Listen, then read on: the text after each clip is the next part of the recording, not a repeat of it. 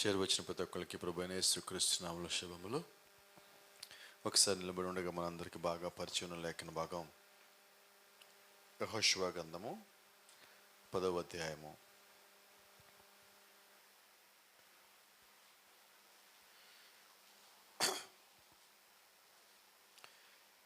యెహోషువ గ్రంథము 10వ అధ్యాయము 12వ వచనం. యెహోవా ఇశ్రాయేలీయుల ఎదుట అమోరీయులను అప్పగించిన దినమున ఇశ్రాయేలీయులు వినుచుండగా యెహోషువ యెహోవాకు ప్రార్థన చేసెను. సూర్యుడా, నీవు గిబియోనులో నిలువుము, చంద్రుడా, నీవు అయ్యాలోను లోయలో నిలువుము. జనులు తమ శత్రువుల మీద పగ తీర్చుకుని వరకు సూర్యుడు నిలిచెను, చంద్రుడు ఆగెను అను మాట యాషార గ్రంథంలో వ్రాయబడి ఉన్నది కదా. సూర్యుడు ఆకాశ మధ్యంలో నిలిచి ఇంచుమించు ఒక నాడెల్లా అస్తమింప త్వరపడలేదు. ఆమేన్. అలాగే మార్కు సువార్త 11వ అధ్యాయము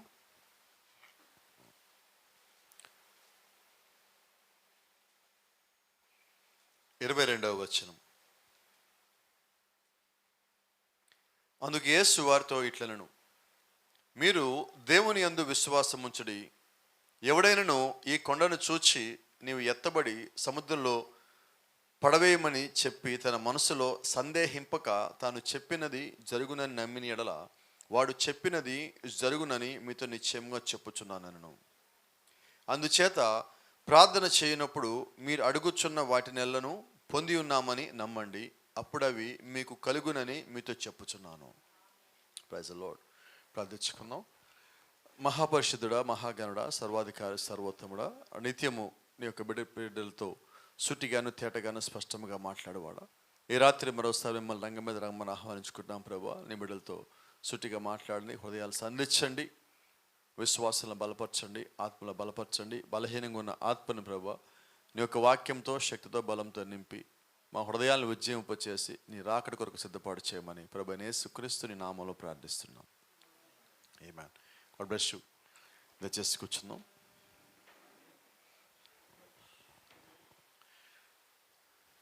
ఇంగ్లీష్ బైబిల్లో ఇక్కడ ఒక చిన్న మాట ఉన్నది. Then spoke Joshua to the lord.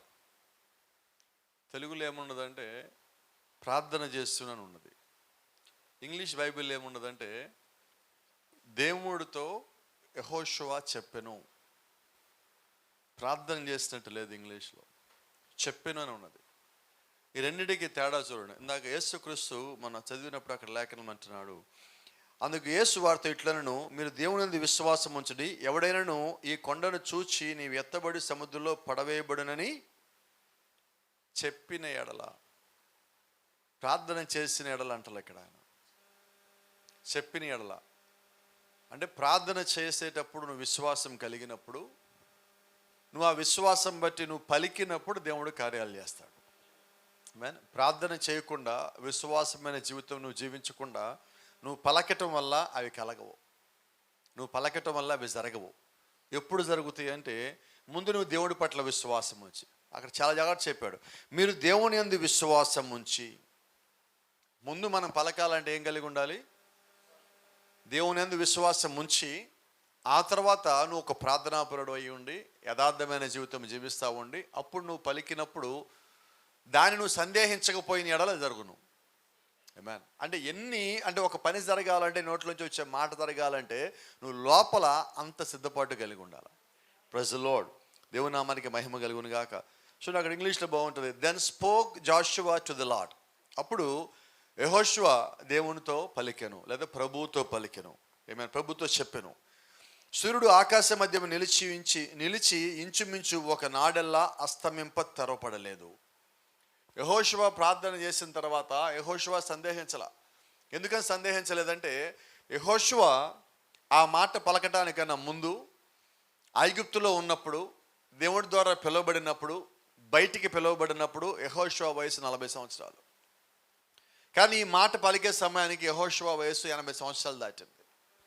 ఎప్పుడు పలకగలిగాడంటే 40 ఏళ్ళు దేవుడితో పాటు నడిచి యథార్థంగా ఉండి, ఆ తరములో అందరు గతించిపోయిన యెహోషువ, కాలేబులు ఇద్దరు మాత్రం మిగిలి ఉన్నారు. ఆ ఇద్దరిలో ఇక్కడ యెహోషువ ఒకడు. యెహోషువ ఎటువంటి విశ్వాసం కలిగిన వాడు, కాలేబు ఎటువంటి విశ్వాసం కలిగిన వాడు అంటే వాళ్ళు అంటున్నారు, మేము పూర్ణ ఆత్మతో పూర్ణ బలముతో మేము దేవుణ్ణి వెంబడించితిమి. ఎప్పుడు మనం పలకగలము, ఎప్పుడు మనం పలికితే దేవుడు ఆ కార్యం కలగజేస్తాడంటే నువ్వు పూర్ణ మనసుతో పూర్ణాత్మతో. ఎప్పుడైనా నువ్వు పూర్ణ మనసుతో పూర్ణాత్మతో కానీ పలికిరావు అంటే దాని అర్థం ఏంటంటే నీ హృదయంలో సందేహం లేదు అని. హల్లెలూయా. ఎప్పుడన్నా కానీ అపోస్తలుడైన పౌలు కూడా ఒక మాట అంటాడు, మీరు సందేహంగా ఉండి ఏ పని చేయొద్దు, అనుమానంగా ఉండి ఏది తినొద్దు. అనుమానంగా ఉండి తింటే ఏమవుతుంది? కొన్ని మన పనులు చేస్తూ ఉంటాం, అనుమానంగానే చేస్తాం, అవుతాయా? ఎందుకని? అది అవుతుందో లేదో తెలియదు, కానీ ముందు నువ్వు అనుమానపడ్డావు కాబట్టి సగం అవ్వాల. కొన్ని మనం తింటాం, తినేటప్పుడు అమ్మ ఇది తింటే ఏమవుద్దో, ఇది తింటే ఏమవుద్దో, ఇది తింటే ఏమవుద్దో అంటానే తింటాం. తర్వాత ఏమవుతుంది? నువ్వు ఏమైతే అవుద్దన్నావో అదే అవుతుంది. సమస్య ఏంటి? ఇప్పుడు అది కూడా నువ్వే అనుకున్నావు. నా మాటలు మీకు అర్థమవుతున్నాయా? ఏదైనా అవుద్దేమో నువ్వే అనుకున్నావు కాబట్టి అది నీకు అయ్యింది. కాబట్టి నువ్వు అనుకున్నా, అది మంచిగా అనుకున్నా చెడ్డగా అనుకున్నా నీకు అవుతుంది. దాని అర్థం ఏంటంటే నువ్వు అనుకున్నది అవుతున్నది. ఇప్పుడు ఎలాగనుకుందాం, మనం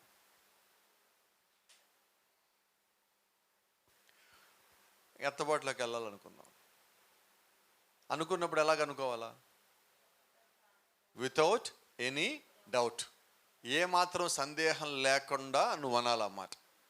అప్పుడు నీ హృదయం ఎలాగ ఉండాలంటే, ఎత్తబాటులోకి నేను వెళ్ళాలి అంటే ఎత్తబాటుకి వెళ్ళే విధంగా నేను సిద్ధపడి ఉన్నప్పుడు ఆ మాట పలకగలను. ఆమేన్.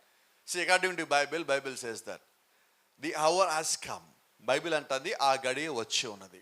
ఏ గడియ? Braid prepared her self. Braid made prepare her self. వధువు తనను తాను సిద్ధపరచుకున్నది. అంటే ఇప్పుడు వధువు తనను తాను సిద్ధపరచుకోవడం అంటే పైన వస్త్రాల, పైన అలంకరణ. ఆమె ఏం సిద్ధపరచుకున్నదంటే లోపల ఆమె మనసులో ఏదైతే ఉన్నదో దాన్ని రెడీ చేసుకున్నది. ఆమె హృదయాన్ని రెడీ చేసుకుంది, ఆలోచన రెడీ చేసుకుంది, మాటలు రెడీ చేసుకుంది, సాక్ష్యం రెడీ చేసుకుంది, ప్రార్థన రెడీ చేసుకుంది, విశ్వాసం రెడీ చేసుకుంది. ఇవన్నీ ఎందుకు రెడీ చేస్తుంటే ఎత్తబట్టడానికి. ఇప్పుడు ఆమె పలకగలదు. యెహోషువ ఎప్పుడు పలికాడు ఈ మాట? 40 ఏళ్ళు దేవుని వెంబడించి, ముందు మోషే ఉంటే మోషేని వెంబడించి, మోషే పైన ఉన్న అగ్నిస్తంభాన్ని వెంబడించి, దేవుడు ఒక్క మాటకి లోబడి కట్టుబడి ఒక్కసారి కూడా తిరగబడకుండా ప్రతిసారి ప్రార్థనతో, నమ్మకంతో, తగ్గింపుతో, పూర్ణ మనసుతో, పూర్ణాత్మతో, పూర్ణ బలంతో యెహోవాను వెంబడించాక ఇప్పుడు సమయం వచ్చింది కాబట్టి, శత్రువు మీద గెలవటానికి దేవుడు ఆల్రెడీ అమోరీల్ని అప్పగించాడు కాబట్టి ఇప్పుడు ఈయన పలికే సమయం వచ్చింది కాబట్టి పలికాడు. మనం ఎప్పుడు పలుకుదాం? గడియ వచ్చే ఉంది. ఇప్పుడు నువ్వు పలికే సమయం ఇది. అయితే నువ్వు ఎలాగ పలకాలంటే without any doubt in your mind. నీ మనసులో ఏ డౌట్ లేకుండా నువ్వు పలికినప్పుడు అది కలుగుతుంది. సందేహం అనేది రానియద్దు. ఈరోజు మనం చాలా పనులు చేస్తున్నాం, చాలా మాటలు మాట్లాడుతున్నాం, లేదా చాలా బైబిల్ చదువుతూ ఉన్నాం, వాక్యం చదువుతూ ఉన్నాం, వాక్యం వింటున్నాం, వర్తమానం వింటున్నాం. వీటన్నిటి మధ్యలో ఇవన్నీ దేవుడు నీకు ఎందుకు ఇచ్చాడు అంటే వాక్యం కానీ, వర్తమానం కానీ, క్రమం కానీ, సంఘం కానీ, ప్రార్థన కానీ, విశ్వాసం కానీ, పరిశుద్ధాత్మ కానీ, బయలుపాటు కానీ, ఇవన్నీ దేవుడు నీకు ఎందుకు ఇచ్చాడు? ఒకటే, మానవుడుగా నువ్వు పుట్టినప్పుడు నీ దగ్గర సందేహాలు, ప్రశ్నలు ఉంటాయి.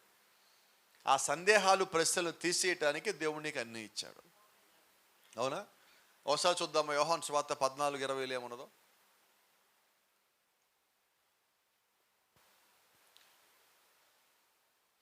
చెప్తానే ఉన్నారు ఇంకా. 14:20.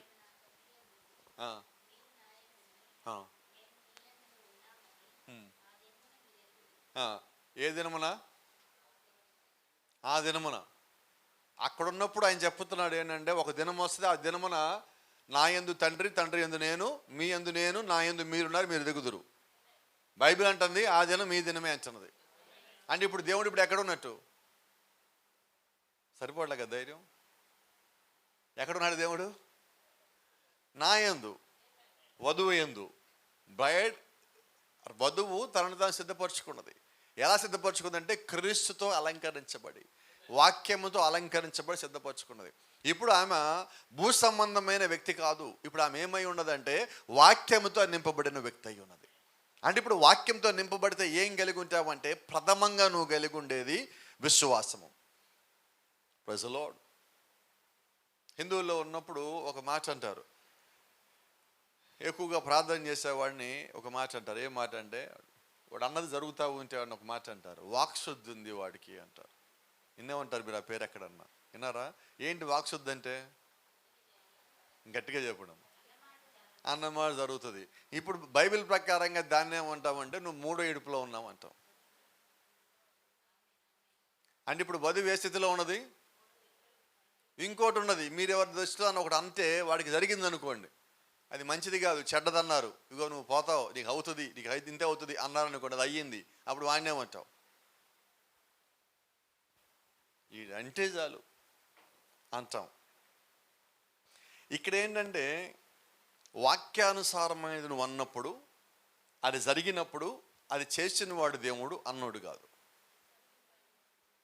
ఇప్పుడు మనం పలికితే మనలోంచి దేవుడు ఆ కార్యం చేయాలి. సో ఇప్పుడు మనం ఏ కాలంలో ఉన్నామంటే మనము కార్యాలు చేసే కాలంలో కాదండి, మనలో ఉండి దేవుడు కార్యాలు చేసే కాలంకి వచ్చున్నాం. ఇప్పుడు దీన్ని ఏమంటామంటే ఇది వధువు కాలం అంటాం. ఇప్పుడు మనం ఉండదు కృపాకాలం అని, వధువు కాలం అని, కోత కాలం అని, ఎత్తపాటు కాలం అని, శరీరాలు మార్పు చెందే కాలం అని, రూపాంతరం చెందే కాలం అని, పరలోకానికి వెళ్ళే కాలం. ఇన్ని కాలాల పేర్లోనే అన్ని కలిపి ఒకటే, దేవుడు పనిచేసే కాలం.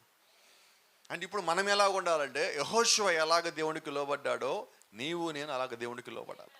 అప్పుడు దేవుడు నీ ద్వారా పలికిన మాటలను దేవుడు నెరవేరుస్తాడు. నువ్వు పలకటల్లా, నీలోంచి దేవుడే పలుకుతున్నాడు. ఆ సందర్భం వచ్చేలాగా దేవుడే చేశాడు. ఆ సందర్భంలో పలకటానికి దేవుడికి ఒక శరీరం కావాలా, ఆ శరీరంలోంచి దేవుడే పలిగా కార్యం చేశాడు. గడియ వర్తమానంలో ఒక చిన్న మాట ఉన్నది. యేసుక్రీస్తు భూమి మీదకి వచ్చినప్పుడు ఆయన పరిచయం మొత్తం ముగించి వెళ్ళిపోలా. ఆయన రాకడలో ఎంతవరకు చేయాలో అంతవరకు చేసి వెళ్ళిపోయాడు. అయితే ఆయన వెళ్ళిపోతే ఏం చేశారంటే ఆ పరిచర్ని అపోస్తులకి అప్పగించెళ్ళాడు. ఇప్పుడు అపోస్తులు ఆయన తర్వాత దాన్ని కొనసాగించారు. ఎప్పటి వరకు ఆ పరిచర్య కొనసాగింపబడుతుందంటే 5 రకాల పరిచర్య ఒక ముగింపు, 7 సంఘాల యొక్క పరిచర్య ముగింపు ఏదైతే ఉన్నదో రెండో రాకడ, అప్పటిదాకా పరిచర్య జరగాల. యేసుక్రీస్తు పైకి వెళ్ళిపోయిన దగ్గర నుంచి రెండో రాకడలో ఆయన వచ్చేంత వరకు ఈ మధ్యలో ఉన్నది 7 సంఘకాలాలు. ఈ 7 సంఘకాలాల్లో దేవుడు మానవుల శరీరాల లోపల ఉండి ఆయన పరిచర్య చేసుకుంటున్నాడు, మనం చేయటల్లా. అయితే ఇప్పుడు ఆయనకి మనం కావాలి. ఇదిగో నువ్వు బలి అర్పణ కోరలేదు కానీ ఒక శరీరము అమర్చమంటివి. ఇప్పుడు ఆయనకు ఒక శరీరం కావాలి. ఆ శరీరం దేవుడు వాడుకొని దానితో పనిచేస్తాడు. మోషే శరీరం వాడుకొని దేవుడు పనిచేశాడు. యెహోషువ శరీరం వాడుకొని దేవుడు పనిచేశాడు. అపోస్తలుడైన పౌలు, పేతురు శరీరాలు వాడుకొని దేవుడు పనిచేశాడు. మేకా, మలాకే శరీరాలు వాడుకొని దేవుడు పనిచేశాడు. ఏషియా, ఇర్మియా శరీరం వాడుకొని దేవుడు పనిచేశాడు. అలాగే ఈ కాలంలో దేవుడు ఎవరో ఒక్కళ్ళు కాదండి, ఆయనలో ఉన్న జగత్ పునాది కన్నా ముందుగా ఆయన ఆలోచనలు ఎవరైతే ఉన్నారో వారందరినీ వాడుకొని ఆయన పనిచేస్తూ ఉన్నాడు. కాబట్టి అన్ని కాలాల్లో కన్నా ఈ కాలము గొప్ప కాలం, ఘనమైన కాలం.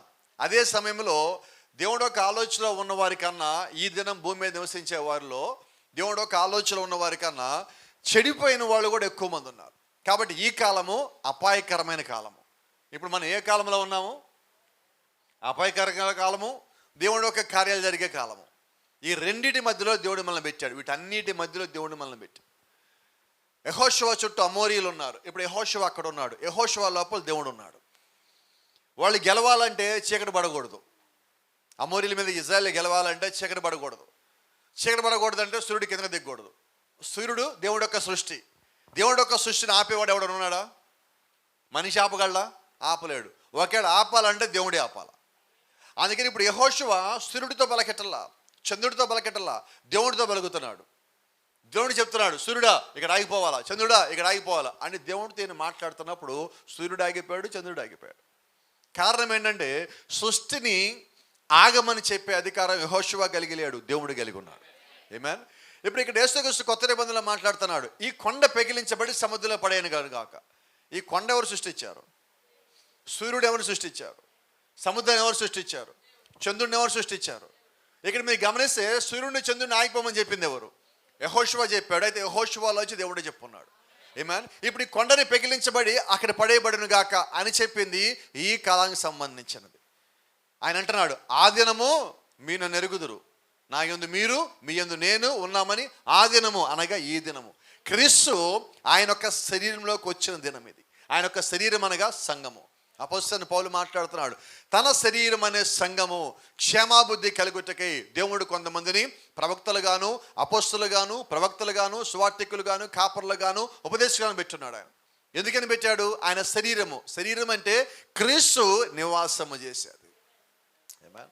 క్రీస్తు నివాసం దేంట్లో ఉన్నాడు? ఆయన యొక్క శరీరంలో. ఇప్పుడు మనం ఎక్కడున్నాం? సంఘం అనే శరీరము. అవునా? అపోస్తలుడైన పౌలు అంటాడు, మనమందరము ఒక్కటే శరీరంలోకి బాప్తిజం పొందితిమి. ఏంటో ఒక్కటే శరీరము? యేసుక్రీస్తు అనే సంఘము. అది పేరు కాదండి, ఆయన యొక్క శరీరము. ఇప్పుడు మనమంతా ఎక్కడున్నామంటే అపోస్తలుడైన పౌలు అంటాడు, ఇంకో మాట అంటాడు, మనమందరం ఆయన శరీరంలో అవయవములై ఉన్నాము. Are parts of the body of Jesus Christ. అంటే ఇప్పుడు మనం ఎక్కడున్నట్టు? క్రీస్తు శరీరంలో ఉన్నట్టు. క్రీస్తు శరీరంలోకి బాప్తిజం పొందాము, ఆయన ఆత్మలోది పానం చేశాము, ఆయన శరీరంలో మనం భాగమై ఉన్నాం. Praise the Lord. నిజమేనా? ఇప్పుడు మరి ఎవరు పలకాలా? శరీరానికి 4 స్వరాలు ఉండవండి. ఉంటాయా? 2 ఉంటాయా? పోనీ ఎన్ని ఉంటాయి? ఒకటే. ఆ స్వరము శరీరానికి ఉండదు, తలకు ఉంటుంది, శిరస్సుకు ఉంటుంది. శిరస్సులోంచి స్వరం బయటికి రావాలి. ఈరోజు సంఘానికి శిరస్సు ఎవరంటే క్రీస్తు అయి ఉన్నాడు. అపోస్తలుడైన పౌలు మాట్లాడుతున్నాడు, దేవుడు శిరస్సు అయి ఉన్నాడు. సంఘము ఇంట్లో స్త్రీకి పురుషుడు ఎలాగ శిరస్సుతో, పురుషుడికి క్రీస్తు శిరస్సు, క్రీస్తుకి దేవుడు శిరస్సు అయి ఉన్నాడు. ఇప్పుడు సంఘానికి శిరస్సు ఎవరంటే క్రీస్తే శిరస్సు. క్రీస్తు స్వరం కలిగి ఉన్నాడు, క్రీస్తు పలకాల, అది శరీరం ఫాలో అవ్వాలా. ఈరోజు మనం ఏమై ఉన్నామంటే స్వరాన్ని వెంబడించే శరీరం అయి ఉన్నాం. గతంలో మీకు చెప్పినట్టు మళ్ళా జ్ఞాపకం చేస్తున్నా, శరీరానికి పేరు లేదండి, శిరస్సుకే పేరు ఉంటుంది. శిరస్సుకి ఏ పేరు ఉన్నదో ఆ పేరు పెట్టే శరీరం పిలువబడుతుంది. కాబట్టి ఇప్పుడు మనకున్న పేరు ప్రభు అయిన యేసుక్రీస్తు. క్రీస్తు యొక్క శరీరము, క్రీస్తు యొక్క సంఘము, క్రీస్తులో భాగము, ఆయన శరీరంలో అవయవమై ఉన్నాం. ఇవి మనకి ఇవ్వబడిన పేర్లు క్రీస్తుని బట్టి. కాబట్టి ఇప్పుడు పలికేది క్రీస్తు అయితే దానికి ఒక శరీరం కావాలి. తల ఒక్కటే మాట్లాడటల్లా, ఈరోజు శరీరం మొత్తం మాట్లాడుతున్నది. ఆ శరీరంలో ఒక స్వరం ఉన్నది, ఆ స్వరము తలలోంచి మన శిరస్సులోంచి బయటకు వస్తూ ఉన్నది. అయితే బయటకు వచ్చే స్వరము దేవుడిదై ఉన్నది. ఏమన్నా అది నీ స్వరము నా స్వరము కావద్దు. అయితే ఆ స్వరం పలకాలంటే ఫిలిప్పీయులకు రాసిన పత్రిక 2వ అధ్యాయం 5వ వచనంలో ఒక మాట ఉన్నది, క్రీస్తు యేసు మనసు మీరు కలిగి ఉండండి. మా మాట అంటే క్రీస్తులాగా మనం జీవిస్తూ ఉన్నప్పుడు, ఆయన కలిగిన ఆలోచన మనం కలిగి ఉన్నప్పుడు, అప్పుడు పలికేది నువ్వు కాదు, నీలోంచి క్రీస్తు పలుకుతాడు. క్రీస్తు పలికినప్పుడు దాంట్లో సందేహం ఉంటుందా? ఎప్పుడన్నా యేసుక్రీస్తు ఇది అవ్వుద్దో లేదో అని పలికాడా? మనకు కొన్నిసార్లు దేవుడు అన్ని చూపించాడు మానవులం కాబట్టి. కొన్నిసార్లు మనం పలికినవి జరగకపోవచ్చు, అనుకున్నవి జరగకపోవచ్చు, ప్రార్థించి జరగకపోవచ్చు. అయితే క్రీస్తు అంటే జరగకుండా ఉంటుందా?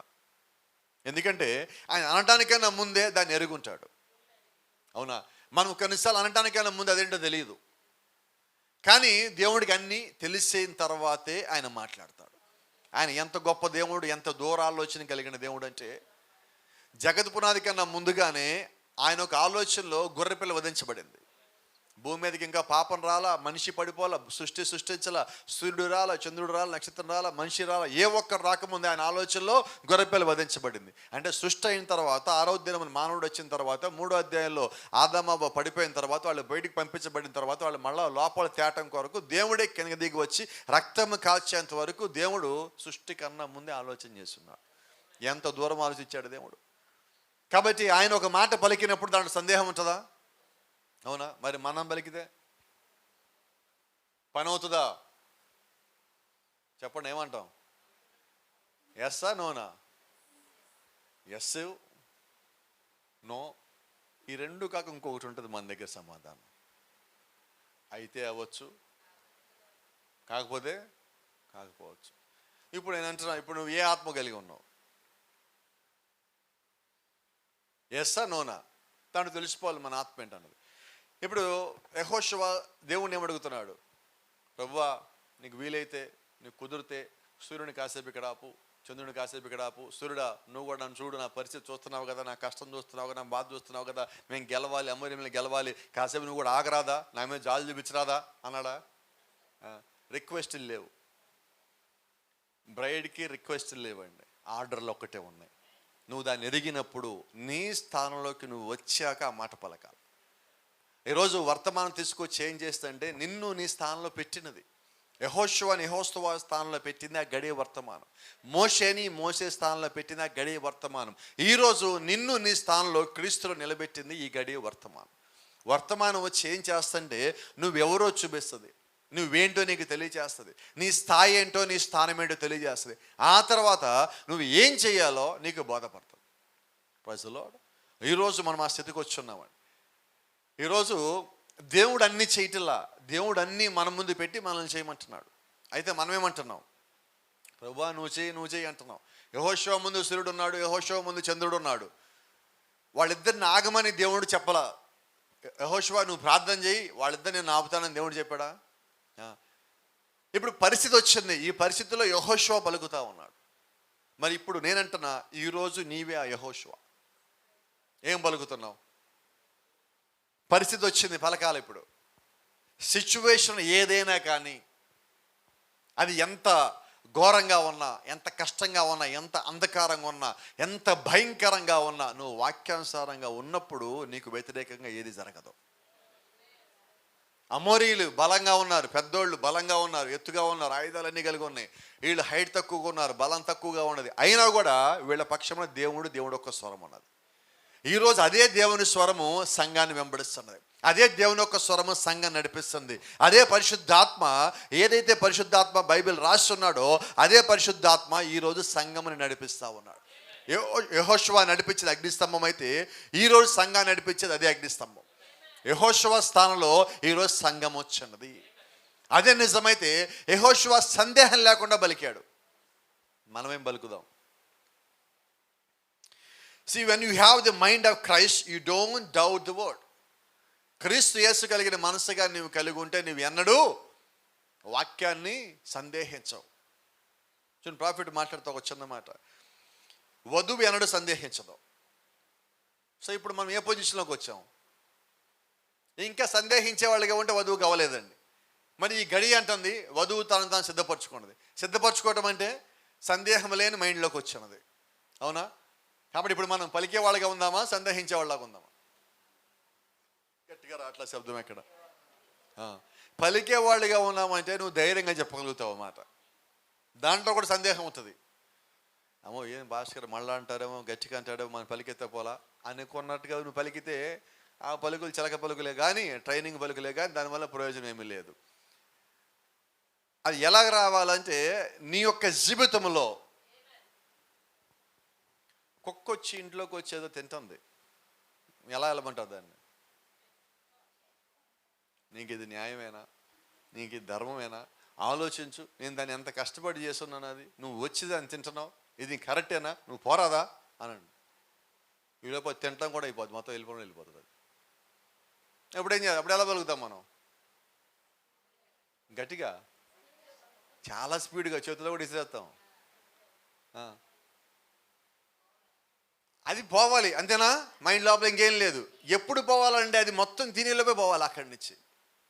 ఎంత ధైర్యం వచ్చింది అప్పుడు అంటారు. ప్రతి సందర్భంలో ఎందుకు రావట్లేదు? అది ఇంట్లో అనారోగ్యం వచ్చినప్పుడు, బాధలు వచ్చినప్పుడు, ఇబ్బంది వచ్చినప్పుడు, శోధన వచ్చినప్పుడు, నిందేసినప్పుడు, నువ్వు ఏడవాల్సిన సమయం వచ్చినప్పుడు, నువ్వు భోజనం కూడా చేయలేక అది ముందు పెట్టుకొని తిండి కూడా నీకు సహించిన సమయం వచ్చినప్పుడు, అప్పుడు నువ్వు పలకాలి, ఇది పోవాలి ఇక్కడి నుంచి. పలకగలవా అంటున్నా? పలికి తీరాలా. అది వధువు యొక్క స్థితి, వధువు యొక్క స్థానం. నీకు అసాధ్యమైంది లేదు. నీకు అసాధ్యమైంది ఏదైనా ఉన్నదంటే అది దేవుడు చేయలేంది. ఎందుకంటే ఇప్పుడు నీలో ఉండి చేసే దేవుడే. దేవుడికి అసాధ్యమైనది ఏమున్నది? బైబిల్లో ఒక మాట రాస్తుంది, యెహోషువ ప్రార్థన చేసే కింద అటువంటి ప్రార్థన, నరుని ప్రార్థన అంతకు ముందు కానీ తర్వాత కానీ మరి అన్నడూ లేదు. అది ఇప్పుడు మనమున్న కాలంలో బైబిల్ చెప్తా ఉన్నది, మన తరపున దేవుడు ఒక ఆత్మే ప్రార్థనలో మూలుగుచున్నాడు. అంటే ఇప్పుడు మన తరపున ప్రార్థన చేస్తున్నది ఎవరు? మనలో ఉండి నడిపిస్తున్నది ఎవరు? విమోచన దినవకి మనం ముద్రించింది ఎక్కడ? పరిశుద్ధాత్మలో. అన్నీ మనకి సమకూరు ఉన్నాయి. ఇప్పుడు అన్నీ సమకూరు ఉన్నప్పుడు ఇప్పుడు నీవు కాదు, నీలో దేవుడే ఈ కార్యం చేయాలి. అంటే మొట్టమొదటి నువ్వు విశ్వాసం కలిగి ఉండాలి. ఏ విశ్వాసం అంటే ఈ మాట పలికేది నేను కాదు, ఇది జరుగుతుంది. పరిస్థితి చూడకండి. అసలు ఈరోజు మనం పరిస్థితిని పెద్దది చేస్తున్నాం. నీ నోట్లోంచి వచ్చే మాట పరిస్థితిని చూస్తా చెప్పే మాట కాదండి, పరిస్థితిని బట్టి చెప్పే మాట కాదండి. దేవుడు నీ ద్వారా పలికిచ్చిన మాట అయి ఉండాలి. Praise the Lord. దీనికి కొద్ది కష్టం. ఎందుకంటే మనకున్న పరిస్థితుల్లో మన వాయిస్ బలంగా పైకి రాదు. ఒత్తిడిలో ఉన్నప్పుడు మన వాయిస్ స్పష్టంగా రాదు. ఇది అవుతుందో లేదో అనుకున్నప్పుడు, మనకు సందేహంలో ఉన్నప్పుడు మన వాయిస్ స్పష్టంగా రాదు. అవునా? ఏడుస్తూ ఉన్నప్పుడు ఎదుటోడు వచ్చి అడిగాడు, ఎందుకు ఏడుస్తున్నావు అని ఏం చెప్తాం మనం? ఆ ఏడుపులో మనం చెప్పాలని కలిపేసి చెప్పినప్పుడు ఎదుటోడు ఏమంటాడు, ముందు ఏడుపాపు చెప్పంటాడు. అంటే అర్థం ఏంటి? అక్కడ స్పష్టత లేదు. ఈరోజు సంఘము కూడా అటువంటి స్థితిలో ఉన్నది. అయితే నువ్వు ఏడవాల్సిన పని లేదు, అదొక్కటి చెప్తా ఉన్నా నీకు ఈ రాత్రి. నువ్వు ఏడవాల్సిన స్థితి నీకు లేదు, రాదు. అటువంటి స్థితిలో దేవుడు నిన్ను పెట్టున్నాడు. ఆమేన్. నువ్వు దాన్ని నమ్మాలా. ఇది దేవుడి కార్యమే కానీ నా స్వకార్యము కాదు. నా ద్వారా దేవుడు నన్ను పలికించడానికే నన్ను ఇక్కడ పెట్టాడు. అంతమంది యుద్ధం చేస్తా ఉంటే యెహోషువ ఒక్కడొచ్చి దేవుడితో మాట్లాడుతున్నాడు. ఎందుకంటే ఆ యుద్ధం గెలవాలంటే సూర్యుడు అస్తమించకూడదు. అది అర్థమైనది. అంటే ఈరోజు నీకు సంగతి అర్థం కావాలా. సమస్యకి పరిష్కారం ఏంటో అర్థం కావాలి. పరిష్కారం ఎప్పుడు కూడా దేవుడే. హల్లెలూయా. ఇప్పుడు యెహోషువ ఎక్కడికి పోయాడు? ఆ సైన్యాధిపతి దగ్గరికి పోలా, తన దగ్గర పనిచేసే సైనికుల దగ్గరికి పోలా, బలమైన సైనికుల దగ్గరికి పోలా. ఎక్కడికి వచ్చారంటే నడిపించే దేవుడి దగ్గరికి వచ్చారు. ఈరోజు మనం ఎక్కడికి రావాలంటే వ్యక్తుల దగ్గరికి కాదు, దేవుడి దగ్గరికి రావాలి. మనం నువ్వు ఎప్పుడైతే దేవుడిని ఆశ్రయించున్నావో అసాధ్యమైన కార్యముని సాధ్యం ఎలాగ చెయ్యాలో దేవుడు నేర్పిస్తాడు. దేవుడే నీలో ఉండి పలికిస్తాడు. దేవుడే ఆ కార్యం జరిగేలా చూస్తాడు. ఇందాక యేసుకు చెప్పిన మాట జ్ఞాపకం చేసుకోండి. ఈ కొండ పెకిలించబడి సముద్రంలో పడేయబడును గాక అంటే సముద్రంలోకి లేదు పడాలా. అసలు ఇప్పుడు కొండ ఇక్కడి నుంచి అక్కడికి పోవాలని ఆలోచన నువ్వు చెయ్యొచ్చు అని చెప్పింది నీకెవరు? దేవుడేనా? ఇప్పుడు ఎందుకు సందేహించాలి? చెప్పింది ఎవరు ఆ మాట? Praise the Lord. అంటే ఇప్పుడు మనం ఏ స్థితిలోకి రావాలా? ఆయన మనసుని గ్రహించే స్థితికి మనం రావాలండి. ఫస్ట్ ఆ చెప్పిన మాట నమ్మినప్పుడు, బైబిల్ అంటుంది కదా, వినుట వలన విశ్వాసం వచ్చును. ఆ విశ్వాసం ఏం చేయాలి? క్రియలు చేయాల. ఏం క్రియలు చేయాలి? నువ్వు విన్న మాట ఏదైతే ఉన్నదో దాన్ని నువ్వు నమ్మినప్పుడు. ఈ గడియ వర్తమానంలో ఒక మాట ఉన్నది, సహనం ఎప్పుడు వస్తుంది? నువ్వు వాక్యం విన్నప్పుడు, అది జరుగుద్దని నువ్వు నమ్మినప్పుడు, అప్పుడు సహనం వస్తుంది. విశ్వాసం ఏం తెచ్చింది? ఇప్పుడు సహనం తెచ్చింది. సహనం ఏం తెచ్చిందంటే నిరీక్షణ తెచ్చింది. ఈ నిరీక్షణ ఏం తీసుకొచ్చిందంటే ఆ కార్యం జరిగేదాకా నీకు ఒక దృఢ నిశ్చయత ఇచ్చింది. ఆమేన్. మీరు గమనించండి, కొన్నిసార్లు కొన్ని పనులు మనం చేయలేం, మన వల్ల కాదనుకుంటాం ముందుగానే, ప్రారంభించడానికన్నా ముందుగా. కానీ కొంచెం ప్రారంభించిన తర్వాత ఇది మనం చేయగలమేమో, ఇంకా కొంచెం ముందుకెళ్ళాక చేసేయచ్చు, ఇంకా కొంచెం ముందుకెళ్ళాక చేయగలం, ఇంకా కొంచెం ముందుకెళ్ళాక ఇది గ్యారెంటీగా చేయగలం. ఇదంతా ఏంటంటే నువ్వు ముందుకెళ్తాను కొద్దీ నీకన్నా ముందు, ఆ ఒక్క కార్యానికన్నా ముందు అడ్డు పొరలుగా ఉన్న ఏవైతే ఉన్నాయో అవి ఒక్కొక్కటి తొలగిపోతున్నాయి. రెండోది, నువ్వు వాటిని దాటుకుంటూ పోతున్నావు. మూడోది, అవి తొలగిపోతున్నాయి. కొన్నేమో నువ్వు దాటుకుంటూ పోతున్నావు, కొన్నేమో తొలగిపోతున్నాయి. కాబట్టి ఆ జరగబోయే కార్యం నీ కరుణకి స్పష్టంగా కనిపిస్తున్నది. ఎందుకు నువ్వు చేయగలవంటున్నావు? ఇప్పుడు ఇంతకుముందుకి దానికి నీకు మధ్యలో దూరం తగ్గింది. Praise the Lord. అంటే ఈరోజు దేవుడికి మనకి మధ్యలో ఉన్న దూరం తగ్గుతూ ఉన్నది. ఎందుకు మనం ఈ కార్యాలు చేయగలమంటే దేవుడికి మనకి దూరం తగ్గటం వల్ల, ఆయన చేసే కార్యాలు మనం బలంగా నమ్మటం వల్ల, ఆ బలమైన కార్యములు దేవుడు మనలో చేస్తాడని విశ్వసించడం వల్ల, ఆ కార్యములు మన జీవితంలో జరుగుతుండటం వల్ల. Praise the Lord. దేవుని నామానికి మహిమ కలుగును గాక. గమనించండి, the time is coming that when there is a rising up a church. ఈరోజు దేవుని యొక్క సంఘము ఆ కాలం వచ్చింది అని చెప్పడం రుజువు ఏంటంటే, దేవుని యొక్క సంఘము వాక్యములో, విశ్వాసములో, ప్రార్థనలో, అన్నిటిలో బలంగా పైకి లేస్తున్నది. సంఘములో ఎవరో ఒకరు ప్రార్థన చేయటం కాదండి, సంఘం అంతా ప్రార్థన చేసే స్థితికి వచ్చింది. కుటుంబంలో ఏ ఒక్కరూ ప్రార్థన చేయటం కాదండి, కుటుంబం అంతా ప్రార్థన చేసే స్థితికి వచ్చింది. ఎక్కడి నుంచి వచ్చింది వీళ్ళకి బలం అంటే, అంతా కలిపి చేసే దాంట్లో బలం వచ్చింది. మీరు గమనిస్తున్నట్లయితే మేడగదిలో ఎంతమంది ప్రార్థన చేశారు? వినపడలేదు. 120 మంది. ఎంతమంది ప్రార్థన చేయకుండా ఉన్నారు? ఎవరు లేరు. మరి మన కుటుంబాల్లో గట్టిగా త్వరగా చెప్పండి సమాధానం. ఇందాక 120 అని ఎలాగట్రా అలా చెప్పేయండి నాకు.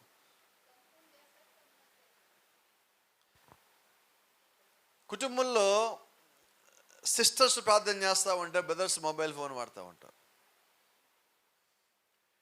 బ్రదర్స్ ప్రార్థన చేస్తూ ఉంటే సిస్టర్స్ పోయి వంట చేస్తుంటారు. కలిసి కాసేపు ప్రార్థన చేస్తే పోవాలి. వంట ఎక్కడికి పోదు, మొబైల్ ఎక్కడికి పోదు. ఒకళ్ళు ప్రార్థన చేస్తే రెండో వాళ్ళు ఏం చేయాలంటే ఎమ్మటే వాళ్ళతో పాటు మీ మోకాలు అక్కడ కలపాల. వాళ్ళు పాట పాడితే మీరు ఏ గదిలో ఉన్నా ఆ గదిలో వచ్చి మీరు పాడండి. పక్కన కూర్చొని చప్పట్లో కొట్టి పక్కింటి వాళ్ళు వినాలని మనం ప్రార్థన పాడద్దు, పాటలు చేయొద్దు, పాటలు పాడద్దు. నీవు దానిలో భాగమై ఉన్నావు. నీ ఇంట్లో ఒకళ్ళు పాట పాడతావు అంటే నువ్వు స్వరం కలపాల. నీ ఇంట్లో వాళ్ళు ఒకళ్ళు ప్రార్థన చేస్తావు అంటే నీ పని ఏదున్నా, ప్రభువా కాసేపు ఈ పని పక్కన పెడతా, సహాయం చేయి, ఆ పని చేయాల్సిన టయానికి పూర్తి చేయాలా, అయితే ఈ లోపల నేను ప్రార్థన చేసుకుంటాను ప్రభువా. ఎంత బాగుంటుంది. మరి ఇప్పుడు బలం ఎక్కడ ఉంటుంది? వస్తాయా ఇంట్లోకి? ఏంటయ్యి దెయ్యాలు వస్తాయా అంటున్నా? ఎక్కడికి పోతాయి? నువ్వు చేసే ప్రార్థనకి పాటలకి వాడికి డిస్టర్బెన్స్ వెళ్ళిపోద్ది బయటికి. వాడిని ఇంట్లో కుదురుగా ఉండనీయకూడదు. మీరు వాడిని కూర్చోబెట్టి కుర్చీ వేసి కాఫీ టీలు ఇవ్వద్దు. అవి గుమ్మంలోకి రాగానే మీరు పాట పాడడం బిగి దగ్గర వెళ్ళిపోవాలా. చూడండి, మీకు చిన్న చెప్తాను. ఏమి సమస్య లేకపోయినా కొన్నిసార్లు మనుషులు చికాకుగా ఉంటాం. మనం చికాకు, చిరాకు, అసహనం, ఆ పేరు ఏదైనా భాషను బట్టి పేర్లు మారుతూ ఉంటాయి. అలాగున్నప్పుడు ఒక మెడిసిన్ చెప్తాను, ఆ మెడిసిన్ వాడండి, త్వరగా తగ్గిపోతుంది. ప్రార్థన చేయటం ఎంత ఈజీ అండి. అది ట్యాబ్లెట్ షాప్కి వెళ్ళి కొనుక్కోక్కర్లేదు, సిరప్ తీయక్కర్లేదు, గ్లాస్ దగ్గర పోక్కర్లా, మందు నీళ్లు ఇవన్నీ ఏమక్కర్లా. ప్రార్థన ఉన్న చోట మీరు మోకర్లు అయితే చాలు, అది పోతుంది. ఎందుకనంటే ఆ చిరాకు, అసహనము, కోపము ఇవన్నీ ఏంటంటే దెయ్యం లోపల ఎంటర్ అయింది అనడానికి ప్రాథమికమైన లక్షణాలు అవి. అవునా? కాబట్టి ఏం చేద్దాం? అప్పుడు ప్రార్థన చేసేద్దాం. ఇంకొకటి, మేడగదిలో 10 రోజులు ఎందుకు పట్టింది వాళ్ళు పరిశుద్ధాత్మను పొందుకోవటానికి? ఒక్కళ్ళలో సందేహం ఉండిపోయింది. ఆ ఒక్కళ్ళలో సందేహం పోతే కానీ ఆయన రాడు. ఇప్పుడు ఈ పాట పలకటానికి యేసుక్రీస్తు ఏం చెప్తున్నాడు? సందేహింపక వాడు పలికినప్పుడు ఆ కార్యములు జరుగుతాయి. అంటే ఇప్పుడు పరిశుద్ధాత్మను పొందుకోకపోవటానికి కారణం ఏంటి? పొందుకోవటానికి కారణం ఏంటి? సందేహం కలిగిన వాడు పరిశుద్ధాత్మను పొందుకోలేడు. సందేహం లేక పలికిన వాడు పరిశుద్ధాత్మను పొందుకునేవాడు. కాబట్టి ఈరోజు పరిశుద్ధాత్మకి ఆటంకం ఏంటి? సందేహం. అందుకని ప్రవక్త ఏమంటున్నాడు? వధువులో సందేహాలు ఉండవు. Braid never question the word. వధువు వాక్యాన్ని ప్రశ్నించదు. ఎందుకని ప్రశ్నించదంటే ఆమె వాక్యంలో భాగమై ఉన్నది.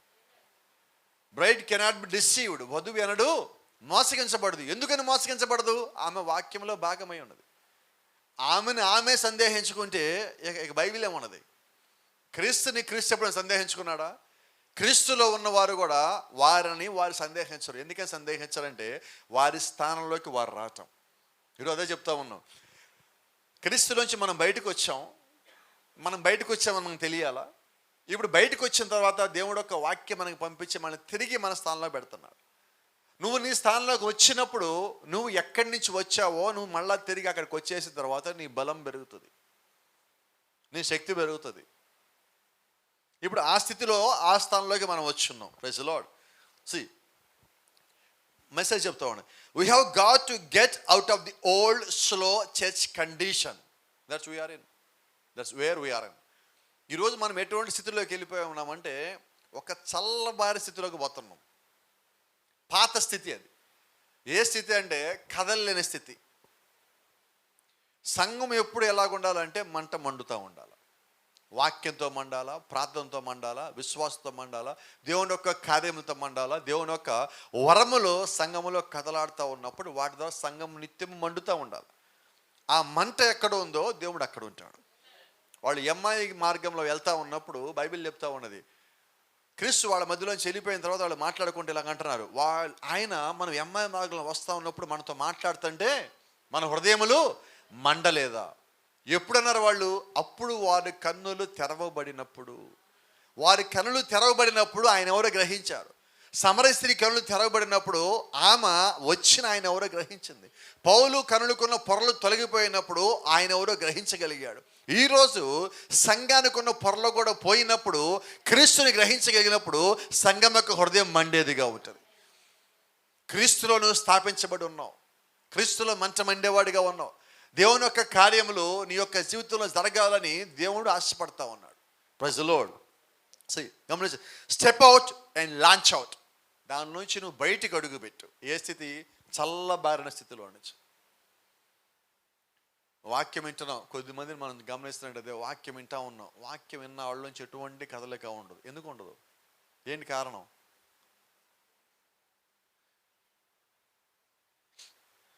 ఐస్ గడ్డ ఎలాగ ఉంటుంది? గట్టిగా చెప్పరండి. కదులుద్దా? మీరు మంట చూడండి, అది కదులుతూ ఉంటుంది, అటు ఇటు అటు ఇటు. అది కామంగా ఉండదు. ఐస్ గడ్డ మాత్రం నువ్వేమైనా చెయ్యి, నేను ఇంతే ఉంటానంటది. అంటే సంఘం యొక్క స్థితి ఏంటంటే కోల్డ్, గడ్డగట్టిపోయిన స్థితి. కొన్నిసార్లు ఇది సంఘం యొక్క స్థితి అయితే, కొన్నిసార్లు ఇది ఆత్మీయమైన స్థితి. కోప్పడు మాకండి కొద్దిమంది ఈ రాత్రి. కొన్నిసార్లు ఇంట్లో స్త్రీలు పురుషులు మాట్లాడుతూ ఉన్నప్పుడు స్త్రీ భర్తగా చెప్తూ ఉంటుంది ఏదో, ఆయన ఊ అండు ఆ అండు, ఉలకడు పలకడు. అప్పుడు ఆమె ఏమంటుంది? అమ్మా ఏం చెప్పరా, ఏం అనలేదా మీరెప్పుడు?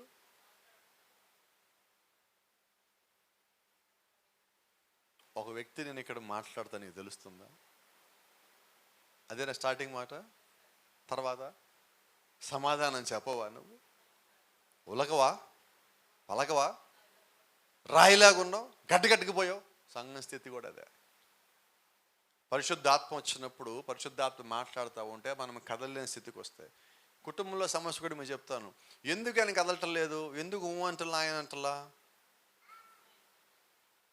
ఈయన ఊ అన్నా ఆ అన్నా ఖర్చు ఉంటుంది దాని వెనకాల. ఎందుకు ఆయన ఊ అంటలా? ఎందుకు ఆ అంటలా?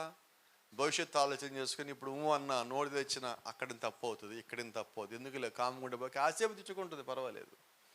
కానీ పరిశుద్ధాత్మ తిట్టుకొని పోడు, నిన్ను వదిలిపెట్టిపోతాడు. కాబట్టి పరిశుద్ధాత్మ వదిలిపెట్టిపోతే మన సంఘానికి వచ్చి ప్రయోజనం ఏంటి? ఇంట్లో కూర్చొని ప్రార్థన చేస్తే క్రైస్తవుడిని క్రైస్తవురాలని పేరు పెట్టుకుని ప్రయోజనం ఏంటి? ఏంటి ప్రయోజనం అంటే, క్రీస్తు నీతో మాట్లాడేటప్పుడు దానికి నువ్వు స్పందించేవారిగా ఉండాలి. నువ్వు సంఘంలో ఆమెను చెప్పినా చెప్పకపోయినా కూడా ఒక మాట నీకు జ్ఞాపకం చేస్తున్నా, వాక్యానుసారంగా నువ్వు జీవించాల్సిందే. నీ ఆత్మని దేవుడికి అప్పగించాలా, ఆ వాక్యానుసారంగా నువ్వు జీవించాలా. అప్పుడు నీ స్థానంలోకి నువ్వు వస్తావు. దేవుని నామానికి మహిమ కలుగును గాక. Where you lose all senses of fear and doubt. నువ్వు క్రీస్తులోకి వచ్చి నీ స్థానంలోకి వచ్చేసిన తర్వాత నీ యొక్క పరిస్థితి ఏంటి తెలుసా? భయం అనేది పోయింది ఈ లోపల నుంచి, సందేహం అనేది పోయినది. ఎప్పుడు పోయినది? నీ స్థానంలోకి వచ్చాక. యెహోషువ అటు పక్కన యుద్ధం జరుగుతూ ఉన్నది, కాసేపు గ్యాప్ తీసుకున్నాడు దేవుడితో మాట్లాడటానికి. యుద్ధం ఆపలా, యుద్ధం జరుగుతూనే ఉన్నది. ఎవరిని ఆపమని చెప్పాలా, నేను పక్కకు పోతా, నా గురించి కాపలాగాడి అని చెప్పాలా. యుద్ధం జరుగుతూ ఉన్నది. యెహోషువ ఇటు పక్క రోజు దేవుడితో మాట్లాడుతున్నాడు. సూర్యుని ఆగిపోమను, చంద్రుని ఆగిపోమను, వీళ్ళ సంగతి నేను చూసుకుంటా. పని ఆపలేదు, దేవుడితో మాట్లాడాడు. సందేహించలా. చంద్రుడు ఆగాడా లేదా చెక్ చేయట్లా, సూర్యుడు ఆగాడు లేదా కింద నీడ చెక్ చేయట్లా. అప్పుడు గడియారం అంటే నేల మీద నీడే, చెక్ చేయట్లా. నమ్మకం కలిగి ఉన్నాడు. మరి ఈ రాత్రి మన సంగతి ఏంటంటున్నా? నీ జీవితంలో ఏదైనా అడ్డంకి వచ్చినప్పుడు, ఆటంకం వచ్చినప్పుడు నీవు ప్రార్థన చేసి అలాగే పలకగలుగుతున్నావా? ఏది ఏమైనా ఇది జరుగుతుంది అని ఒక విశ్వాసం, ఒక దృఢ నిశ్చయత. మనం ప్రార్థన చేశాక చివర్లు ఏమంటాం? ఆమేన్ అంటాం. అంత అయిపోయాక యేసుక్రీస్తు నామములో అడుగుతున్నాము, ఆమేన్. ఆమేన్ ఆమేన్ అంటే అర్థం ఏంటంటే నిశ్చయంగా, నిశ్చయత, నిశ్చయంగా అలాగూ జరుగునుగాక.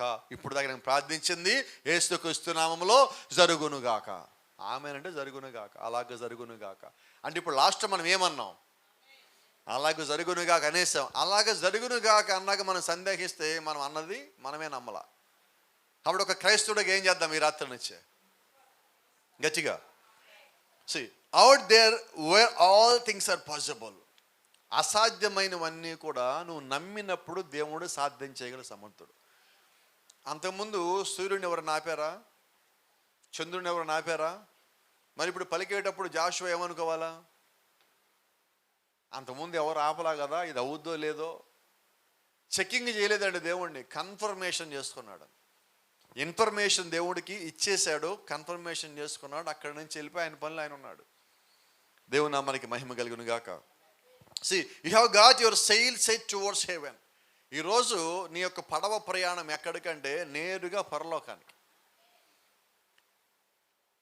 నువ్వు నేరుగా అటువైపే పోవాలా. మధ్యలో ఎన్ని నీకు అడ్డొచ్చినా కూడా నీ ప్రయాణం ముందుకే పోవాలి.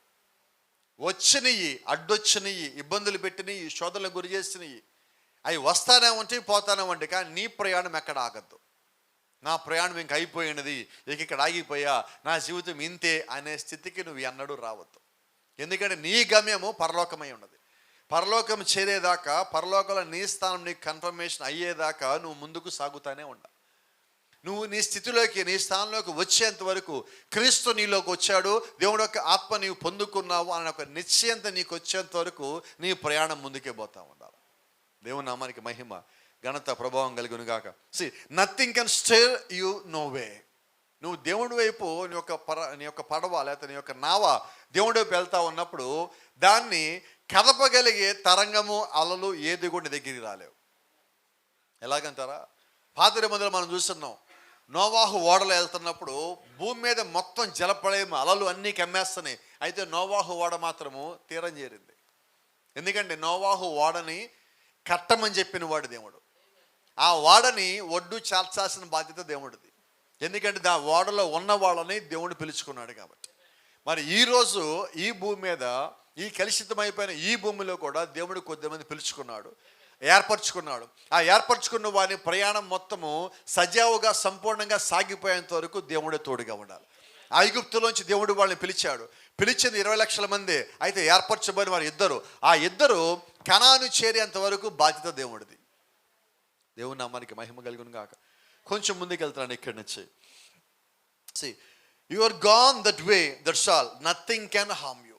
నీ మార్గంలో నువ్వు వెళతా ఉన్నప్పుడు నీకు ఏది హాని చేయలేదు. Praise the lord.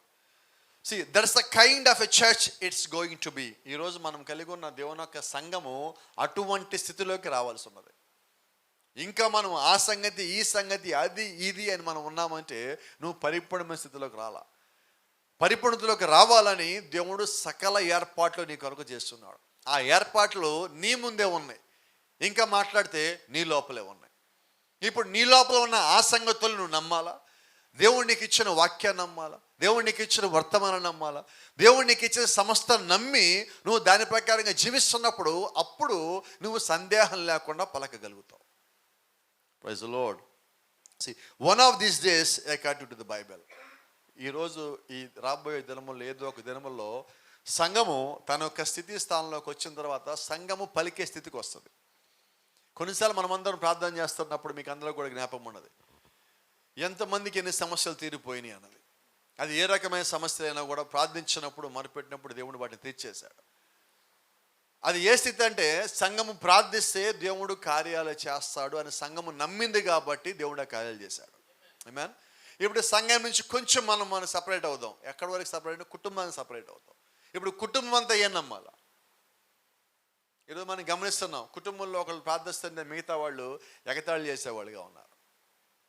చేసిందమ్మా ఏమో ప్రార్థన, అయిందమ్మా కార్యం, నీకు అయినట్టే. ఈ మనం ప్రార్థన చేస్తా ఉంటే పక్క నుంచి ఏంటిది కామెంటరీ.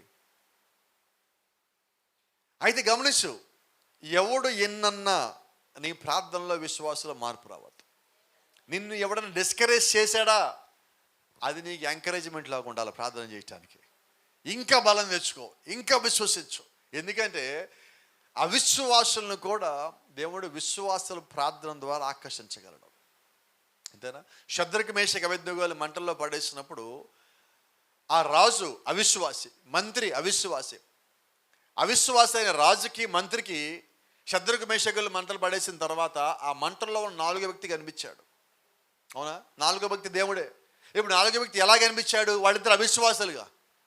విశ్వాసుల జీవితాల్లో కార్యాలు జరిగేటప్పుడు దేవుడు ఆ కార్యాలు చేసేవాడిగా ఉన్నప్పుడు అవిశ్వాసులకి ఆయన విశ్వాసుల్లో కనబరుచుకునేవాడిగా ఉంటాడు. కాబట్టి ఇప్పుడు మనల్ని వాళ్ళు డిస్కరేజ్ చెయ్యాలా, మనల్ని బాధ పెట్టాలా, మనల్ని హింస పెట్టాలా, మన మీద శోధన తీసుకురావాలా, ఒత్తిడి తీసుకురావాలా, అప్పుడే దేవుడిని జీవితంలో కార్యం చేయటాన్ని వాళ్ళు చూడగలుగుతారు. అప్పుడు మనం ఏం చేయాలా? ఓపిక పట్టాలా. శద్రకు, మేషకు, అబేద్నెగో ఎంత ఆవేశపడ్డారు, ఎంత కోపపడ్డారు, ఎంత అసహించుకున్నారు, ఎంత చిరాకు పడ్డారు. ఏమి లేదు. మరి ఈరోజు మనకు ఒక సమస్య వచ్చి ఒత్తిడి వస్తే మనం ఎలాగుంటాం? అలాగే ఉంటున్నామా? వాడికి ఒక నమ్మకం ఉన్నది, మేము దేవుళ్ళో ఉన్నాం, మాకేమి జరిగినా దేవుడు చూస్తా ఊరుకోడు. వాడు ముందు ఒక మాట చెప్పారు, రాజు గుర్తుందా మీరు? ఏం మాట చెప్పారు? మండుచున్న ఈ వేడి మిగల అగ్నిగుండం నుంచి మా దేవుడు తప్పించగల సమర్థుడు. వాళ్ళ విశ్వాసం ఇంకొక లెవెల్లో ఉన్నది. వాళ్ళ విశ్వాసం ఏముంటుందంటే, మా దేవుడు ఈ అగ్నిగుండం నుంచి తప్పించకపోయినా ఆయనే మా దేవుడు. అంటే సమస్య వచ్చిందని నేను బైపాస్ అవ్వను, నా విశ్వాసం ఆయనే. అది ఎస్ అన్నా నో అన్నా ఆయన ఇష్టమే. నేను బతకాలని ఉంటే ఆయన నన్ను కాపాడతాడు, నన్ను తీసుకుపోవాలంటే ఆయన తీసుకుపోతాడు, అది కూడా ఆయన ఇష్టమే. ఆ ఇష్టానికి నేను కట్టుబడి ఉన్నా. ఎటువంటి విశ్వాసం అండి అది? ఇప్పుడు వాళ్ళ విశ్వాసం ఏంటంటే, దేవుడు ఖచ్చితంగా కాపాడతాడు. వాళ్ళు ఏం పలికారో సందేహం ఉందా వాళ్ళు పలికిన దాంట్లో? ఎనీ డౌట్ లేదండి. వాళ్ళ చుట్టూ ఉన్నోళ్ళు డౌట్ క్రియేట్ చేస్తున్నా వాళ్ళ డౌట్ మాత్రం రావట్లా. ఎందుకంటే వాళ్ళు దేవుళ్ళో వాళ్ళ స్థానంలోకి వాళ్ళు వచ్చున్నారు. యెహోషువ స్థానంలోకి యెహోషువ వచ్చున్నాడు. ఈరోజు సంఘము దాని స్థానంలోకి రావాల్సి ఉన్నది. ఎప్పుడైతే సంఘము దాని స్థానంలోకి అది వచ్చినదో సమస్యను చూడదు, బాధను చూడదు, ఇబ్బందిని చూడదు, శోధనను చూడదు. ఏమి చూస్తుందంటే దేవుడి యొక్క కార్యం మాత్రమే చూస్తుంది. దేవుడి నువ్వు కలిగి ఉన్న విశ్వాసము, దేవుడి యొక్క కార్యము నీ జీవితంలో జరగటానికి దేవుడు చేసిన ఏర్పాటుని నీకు బయలుపరిచేవాడు ఉంటాడు. ఇప్పుడు వాళ్ళ బయలుపాచ ఏంటి? మమ్మల్ని కాపాడుతాడు. యెహోషువ బయలుపాచ ఏంటి? సూర్యుడు అక్కడ ఆగుతాడు, అమ్మోరిని మేము గెలుస్తాం. ఇప్పుడు యేసుక్రీస్తు అంటున్నాడు, సంఘమే స్థితిలోకి రావాలంటే కొండ పెకిలించబడి అక్కడ పడేయబడును గాక. అంత పెద్దది కదలాలంటే మన నోట్లోంచి వచ్చే మాట కొండకు కూడా వినబడదు ఎక్కడి నుంచి అరిస్తే. కానీ దేవుడు ఏమంటున్నాడు? నువ్వు సందేహింపగా అడిగిన ఎడల, సందేహింపగా చెప్పిన ఎడల, ప్రార్థించిన ఎడల. యేసుక్రీస్తు ఇక్కడ గమనించండి, యెహోషువ చెప్పాననుంది బైబిల్లో. ఇప్పుడు యేసుక్రీస్తు నువ్వు చెప్పిన ఎడల, ప్రార్థించిన తరువాత మీరు ప్రార్థించినవన్నీ పొందుకున్నామని మీరు నమ్మండి. దానికన్నా ముందు దేవుణ్ణి విశ్వాసం ఉంచండి, నమ్మండి, పలకండి, ప్రార్థించండి. ప్రార్థించిన దానిలో అడిగిన వాటిని పొందుకున్నామని నమ్మండి. జరిగినా జరగకున్నా నమ్మగలమా? నమ్మే స్థితికి వచ్చినట్టేనా మనం? God bless you. దేవుడు మిమ్మల్ని దీవించును గాక.